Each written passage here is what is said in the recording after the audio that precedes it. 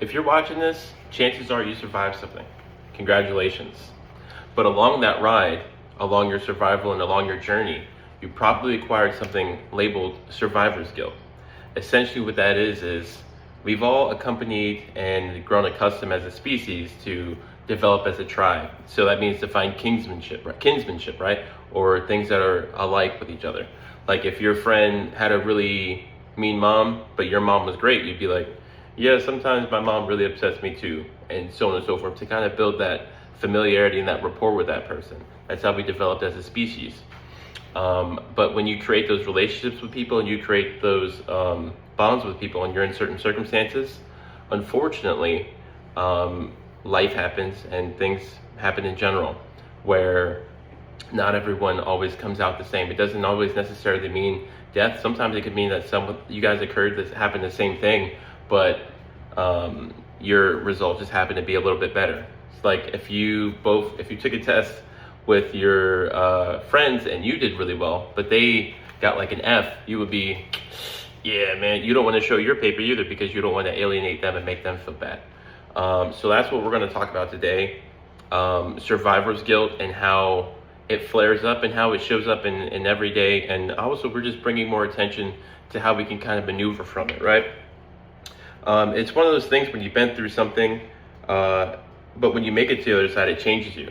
You're not the same person you were before the event, not necessarily with the test, but I'm talking about like with everything in life. Like it could come to the military. Specifically, that's what I'm regulating with, and that's what I'm relating to in this certain aspect in this sense, because I'm a veteran myself. But sometimes it feels like it feels like isolation.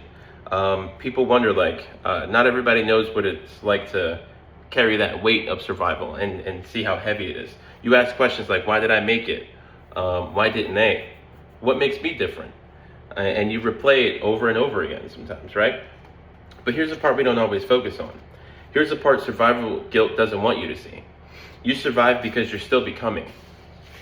So with the trials and tribulations that you bring and you encounter in life, they're what make you who you are. That's essentially what it is. It helps make you along the way who you are and carry those things. That way you can help others as well. That's essentially what Thrive and Peak is about. That's what I do here. And I acquired these. I acquired the experience to help others in my day to day, because you want to be the change that you want to be. You be the change you want to see in the world, essentially. But that's what you do. You bring purpose to the suffering that you encountered, so that others don't have to endure it. You know, that's your way of kind of, not necessarily. It could be a form of coping. It also could be a form of transmuting the energy of something negative and turning it to a positive aspect. And that's a beautiful thing to do as well. It's very important to try to implement things like that. And it doesn't always, because survivor's guilt can also show up in ugly ways as well. You can retaliate, you can focus your frustration and may not even realize it's from survivor's guilt. Just, you know that something's off, but you don't exactly know exactly what it is. So it's hard to pinpoint and acquire and be like, hey, this is what's bothering me, and things haven't been the same since this, if that makes sense, right? But yeah, I think that's all relevant into what into what survivor's guilt per se portrays. And there's a community there, others that can relate to that. They can relate to, hey, I feel like that too, or I've been through this, and so on and so forth. Mine might not be as drastic, because we happen to downplay a lot of our trauma. And I'm just using trauma in the baseline. Like, the baseline of trauma is, it doesn't always have to be as traumatic as you would think. Trauma is really just a negative experience that you encountered, or you experience it yourself, or you witness someone experience something like it, to where it relatively changed you.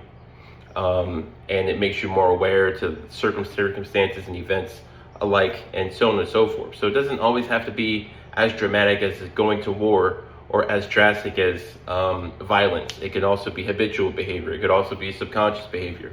But it's just important to bring attention to those situations and those events and circumstances. Um, but yeah, that's what I will leave you with today. Um, let's just get the conversation started with that. What do you guys think?